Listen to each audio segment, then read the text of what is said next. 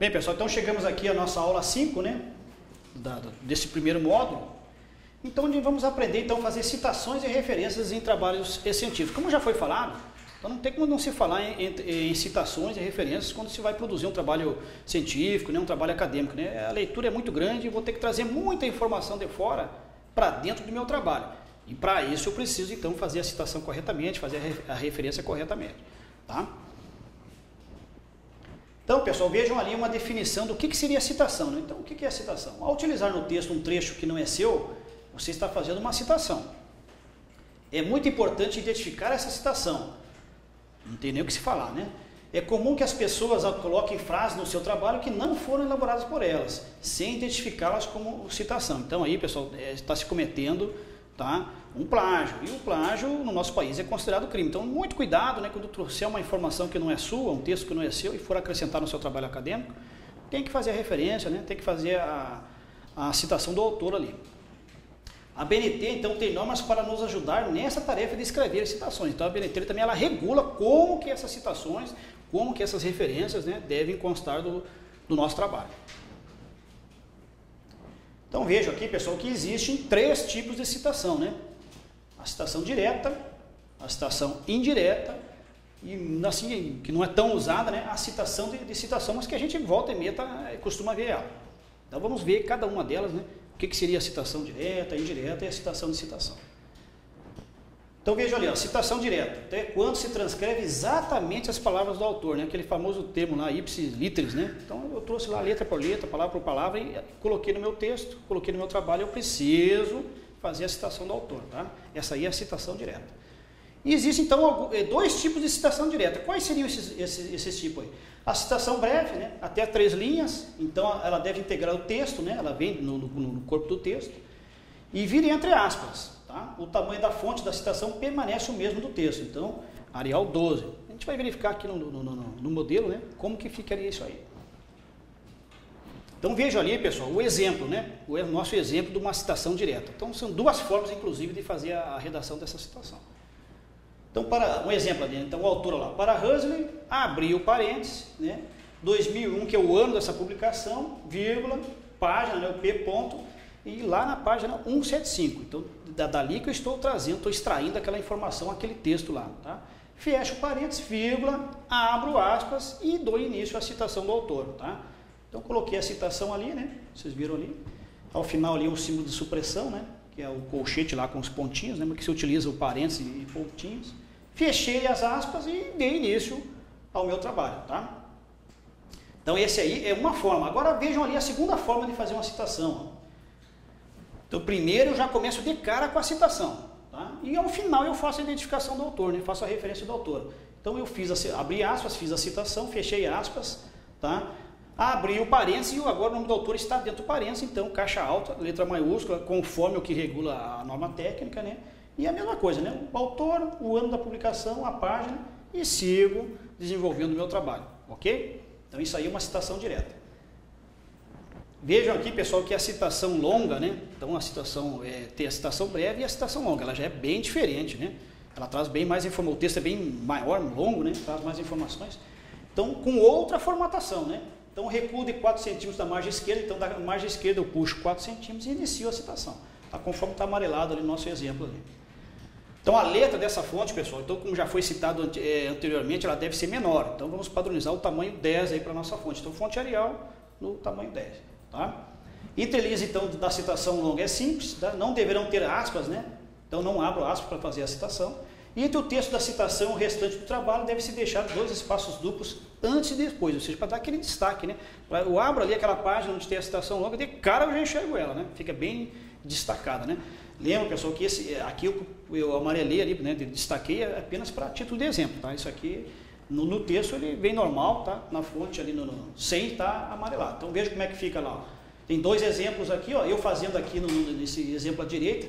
Primeiro identificando o autor, né? Então o final ali do texto ali, eu identifico o autor lá, abro parênteses, coloco o ano, né? A página, fecho parênteses, 2 pontos e faço a citação, tá? Espaçamento duplo e vem para a citação ali com espaçamento simples. Ou então eu faço a identificação do autor já dentro, tá, da própria citação ao final dela, tá? Então aqui no nosso segundo exemplo aqui, então, ao final da citação, abre parênteses, aí o nome do autor em maiúscula, tudo ali dentro do parênteses, né? O ano e a página que foi consultada. Então, as duas situações, identificando antes da citação ou dentro ao final da citação, dentro da própria citação. Ok? Citação longa, pessoal. Muito comum em textos do meio jurídico, né? Então, o pessoal do jurídico, o pessoal que é advogado, aí, eles gostam muito de utilizar essas citações longas. E trabalhos acadêmicos também. Bem, então chegamos aqui na citação indireta, né? Então não é a citação direta, não é o texto, né? Letra por letra, palavra por palavra, é a citação indireta, já nas palavras do autor, né? O que eu estou fazendo? Uma síntese, né? Então voltamos lá na aula 2 lá, né? Então é quando expressamos o pensamento de outra pessoa com as nossas próprias palavras. É incluído no texto sem aspas e o número da página é opcional. Então se tiver como citar a página, coloque. Se não tiver, normalmente vem sem a página, porque é um apanhado geral, né, diversas páginas. Então deve-se indicar o nome do autor em letras minúsculas e se estiver no corpo do texto, né, e seguido do ano em parênteses, né, abre o parênteses e coloca o ano. Vamos ver no exemplo como é que fica isso aí. Então está ali o exemplo, pessoal. Então está ali um exemplo, depois de analisar a situação, né, no avô, né, que é o nosso autor, aí, eu abri o parênteses, coloquei o ano, então é o ano da publicação dessa obra aí, desse texto que foi consultado, tá?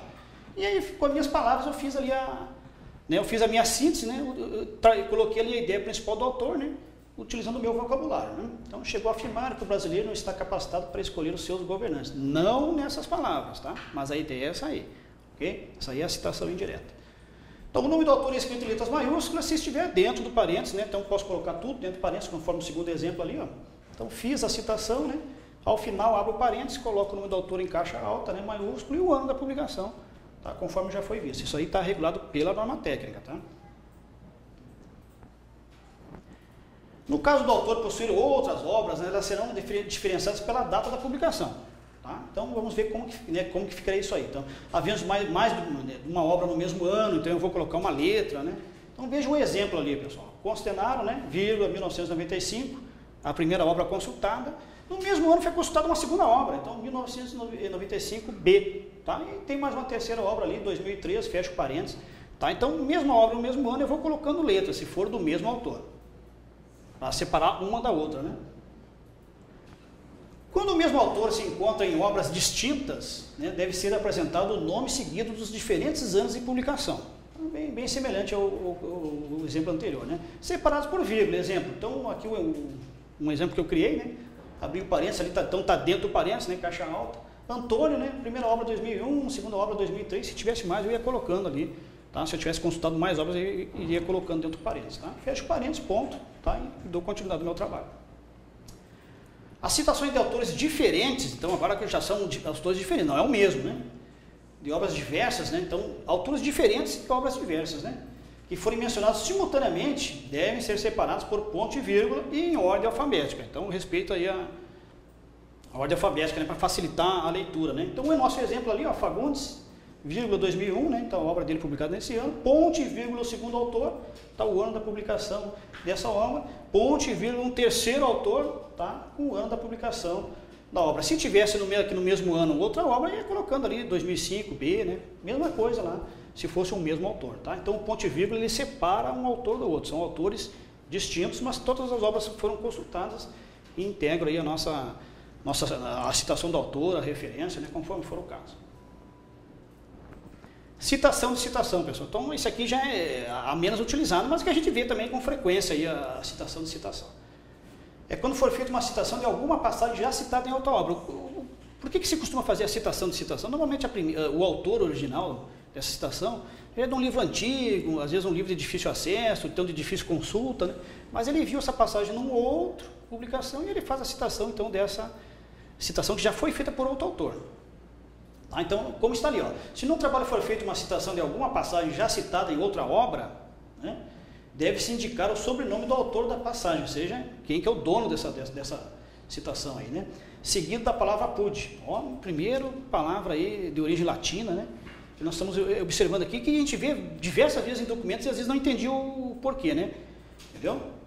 Então tá ali, ó, porque é uma citação de um outro autor, tá? Então, segundo, o APUD quer dizer segundo, conforme, né, citado por, né, de acordo com, né, e o sobrenome do autor que fez a citação, né, quem utilizou então aquele texto do autor lá. Vamos ver como é que fica isso na prática, fica mais fácil de visualizar, né. Então, aqui o nosso exemplo, pessoal. Então, temos um texto aqui, né, ao final ali a referência, né, a citação do autor. Então, se verifica, abre o parênteses, tudo dentro do parênteses, né, então o nome dos autores ali em letra maiúscula, né, então ali o Fagan ali, ó, então ele que é o dono desse texto, né? Ele que é o autor, né? Então eu cito o autor, né? Fagan, 1975, APUD, então quer dizer que foi citado na obra, né, de um segundo autor aí, então na obra aqui do Bacos, tá? Lá no ano de 2004, lá na página 177, tá? Não há necessidade de citar a página do autor original, a norma técnica não amarra isso aí, então fica dessa forma aqui, fica mais simples. Observe, deixei em vermelho ali o termo, né? APUD, né? Termo muito comum, né? Muito utilizado. Bem, pessoal, chegamos aqui então a outra forma de fazer citação em textos, né, que é a famosa notinha de rodapé, né? Traz muita informação, acrescenta informação no nosso trabalho acadêmico. É aquela vez, quem domina aquele assunto, às vezes ele não olha a notinha de rodapé. Quem já não domina tanto, ele vai lá e busca, né, aquele complemento de informação que está na notinha de rodapé. Também é importante, né, deve constar quando for necessário no nosso trabalho. Então, aqui uma definição. Então, são digitadas dentro da margem, né, do nosso trabalho, ficam separadas com um espaço simples. Então, notinha de rodapé lá no rodapé da página, então o espaçamento é simples, tá? De entrelinhas e um filete de 3 centímetros a partir da margem esquerda, tá?